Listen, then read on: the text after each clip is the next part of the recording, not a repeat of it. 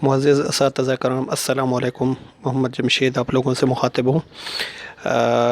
ये मेरी video series का दूसरा हिस्सा है। इससे पहले वाली वीडियो में मैंने आपको बताया था कि एक टीचर इंडिविजुअली अपना प्रोफाइल कैसे चेक कर सकता है, और अगर कोई दुरुस्ती मकसूद हो, कोई दुरुस्ती अगर करवानी हो तो उसका क्या तरीक़ाकार है। तो इस वीडियो में मैं आपको बताऊँगा कि कैसे आप लोगों ने अपना प्रोफाइल अपने हेड से मॉडिफाई करवाना है अगर कोई तब्दीली करवानी हो।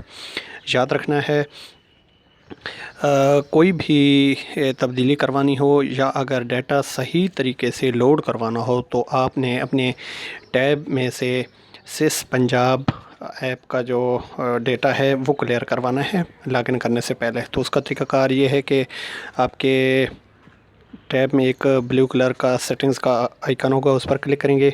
उसमें फिर आपको नीचे नज़र आएगा एप्लीकेशंस का ऑप्शन, इस पर क्लिक करेंगे तो आपको राइट साइड पर एप्लीकेशन मैनेजर का ऑप्शन नज़र आएगा। इस पर आपने क्लिक करना है तो आपके टैब में जितनी एप्लीकेशंस होंगी उनकी लिस्ट सामने आ जाएगी। इसमें आपने सेलेक्ट करना है सिस पंजाब।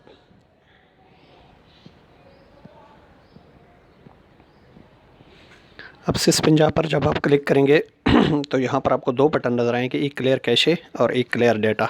सबसे पहले आपने क्लियर कैशे पर क्लिक करना है और फिर क्लियर डेटा पर क्लिक करना है। तो इस तरीके से आप क्या जो स्टोर्ड डेटा है, जो लोकली आपके टैब पर स्टोर्ड है, वो ख़त्म हो जाएगा। इसमें ना तो आपका सिस पंजाब में टीचर्स का, ना स्टूडेंट का, ना एनएसपी का कोई भी डेटा ज़ाया नहीं होगा, बल्कि जो सिस्टम की स्टोर्ड कैश फाइल्स होती हैं, कैश्ड फाइल्स, वो ख़त्म हो जाएंगी। फिर जब आप लॉगिन करेंगे तो नए सिरे से सर्वर से डेटा फैच होगा, और अगर कोई फील्ड मतलब आपकी पिक नहीं हो रही थी तो अब वो बिल्कुल करेक्टली पिक होगी और आपके सिस ऐप में टीचर्स का, स्टूडेंट्स का और एनएसपी का या कोई भी सिस्टम डेटा है वो बिल्कुल फ्रेश अपलोड होगा। तो अब हम दोबारा सिस ऐप में जाएंगे।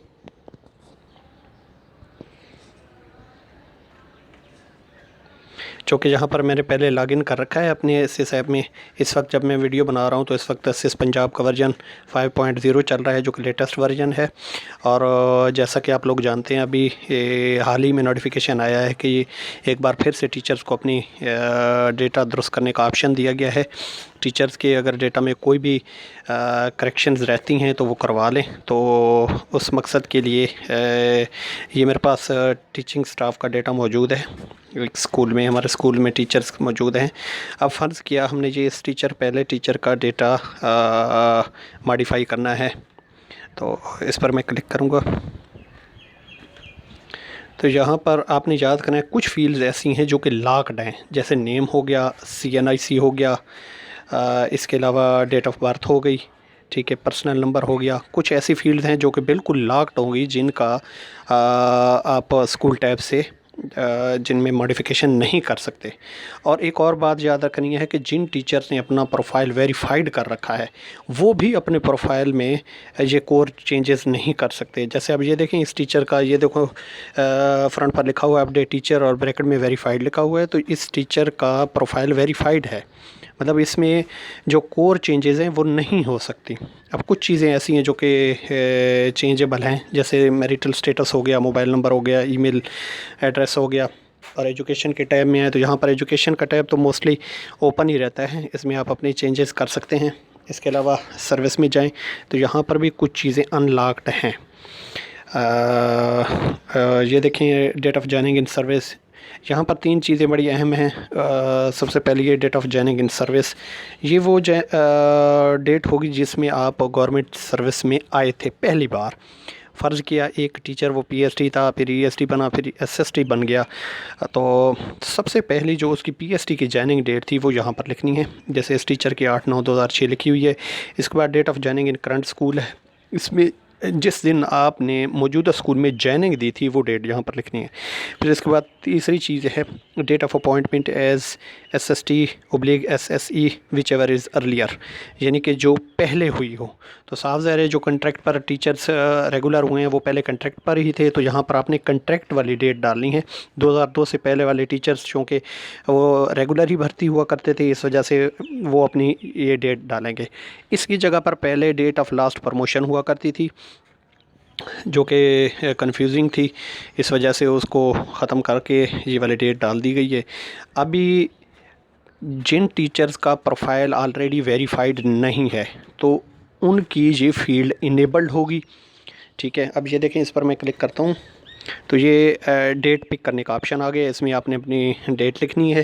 फ़र्ज़ किया कोई PST है या EST है तो वो यहाँ पर अपनी जो कॉरेस्पॉन्डिंग डेट है वो एंटर करेगा। फिर नीचे district of appointment as SST/SSE आ रहा है।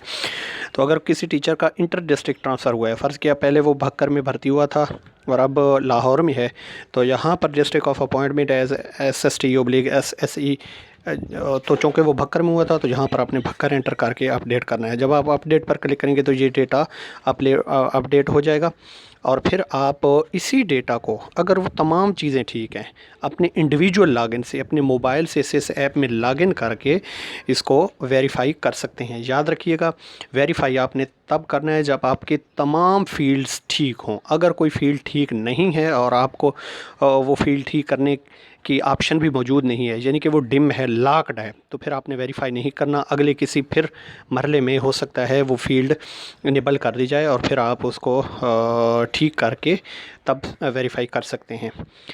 वेरिफिकेशन का ऑप्शन जैसा कि मैंने आपको बताया सिर्फ उसी सूरत में करना है जब आपकी तमाम फ़ील्ड्स ठीक हों। अब यहाँ पर दो चीज़ें समझने वाली हैं। पहली बात तो यह है कि जो लोग ट्रांसफ़र करवा के आए हैं, ट्रांसफ़र्स, उनका डेटा फुली लॉक्ड है, उनकी कोई भी फ़ील्ड एडिटेबल नहीं है। आप किसी भी फ़ील्ड में चेंजेस नहीं कर सकते।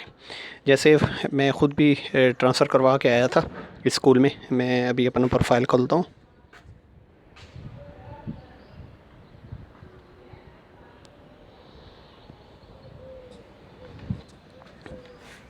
अब यहाँ पर देखें, जो मेरी कोर फील्ड्स हैं वो सारी की सारी लॉक्ड हैं। देखें यहाँ पर डेजिग्नेशन हो गया, सब्जेक्ट हो गया, ग्रेड हो गया, इसके अलावा पोस्टेड अगेंस्ट हो गया, ये सारी की सारी जो फील्ड्स हैं ये लॉक्ड हैं। तो जो टीचर्स ट्रांसफ़र के ज़रिए हैं उनकी ये सारी फील्ड्स लॉक्ड होंगी। इसके अलावा वो टीचर्स जो कि टैगिंग के ज़रिए आए हैं, किसी भी तरीके से सिस्टम में एंटर हुए हैं, जैसे सरेंडर्ड हो गया, एडमिन ग्राउंड पर हो गया, प्रमोशन हो गई, ठीक है, या फिर टैगिंग के ज़रिए सिस्टम में आए हैं, तो उन लोगों की प्रोफाइल भी मोस्टली लॉक्ड होगी और वो लोग अपना डेटा एडिट नहीं कर सकते। तो इस सूरत हाल में जब आपकी तमाम फ़ील्ड्स लॉक्ड हों तब तो आपके प्रोफाइल में मॉडिफिकेशन नहीं की जा सकती। लेकिन अगर आपका कोई भी प्रोफाइल का लिंक ओपन है या कोई भी प्रोफाइल की फ़ील्ड अनलॉक्ड है तो आप उसमें चेंजेस कर सकते हैं। चेंजेस करने के बाद उसको सेव कर दीजिएगा। फिर उसके बाद आपने अपने इंडिविजुअल प्रोफाइल में जाना है। वहाँ पर जाकर आपने देखनी है कि तमाम फ़ील्ड्स ठीक हैं या नहीं ठीक। जी, इससे पहले वाली वीडियो में मैंने आपको बताया था कि किस तरीके से आपने अपना प्रोफाइल चेक करना है। मैं उस वीडियो का लिंक भी नीचे डिस्क्रिप्शन में डाल रहा हूँ ताकि आप वो भी देख सकें। इन दोनों वहाँ से अपना प्रोफाइल देखने के बाद अगर आप वेरीफाई कर देंगे तो वो डेटा फुली लॉक्ड हो जाएगा और फिर उसमें किसी भी किस्म की मॉडिफिकेशन नहीं की जा सकती। अब मौजूदा सूरत हाल में दो तीन चीज़ें ऐसी हैं जिनमें तब्दीलियाँ मतलूब हैं।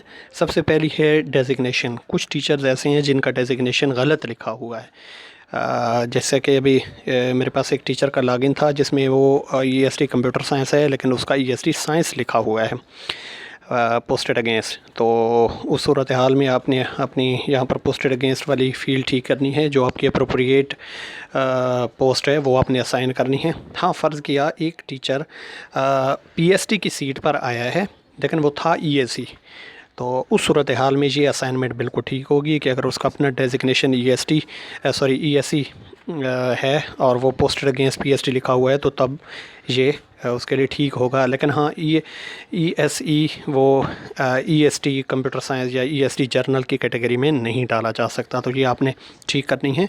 इसके लिए आपने बैक पर जाना है, यहाँ पर स्कूल पर क्लिक करना है, फिर पोस्ट, और यहाँ पर आपको अपनी पोस्ट नज़र आ रही होंगी जो आपके स्कूल में सेंक्शनड है। ठीक है, तो यहाँ से आप अपनी पोस्ट को दुरुस्त कर सकते हैं। और कुछ स्कूल ऐसे हैं जिनकी ये पोस्ट्स भी लॉक्ड हैं, इनमें कोई तब्दीली नहीं की जा सकती, तो उनके लिए तो कुछ नहीं किया जा सकता। लेकिन बाकी अगर आपकी पोस्ट्स अनलॉक्ड हैं तो उसमें आप तब्दीली कर सकते हैं, अपडेट कर सकते हैं, डिलीट कर सकते हैं। और उम्मीद है आपको ये वीडियो पसंद आई होगी। अगर इस सिलसिले में कोई भी मसला हो या कोई भी सवाल हो तो आप नीचे कमेंट्स में पूछ सकते हैं। और हमारा चैनल सब्सक्राइब करना मत भूलिएगा। शुक्रिया। अल्लाह हाफ़िज़।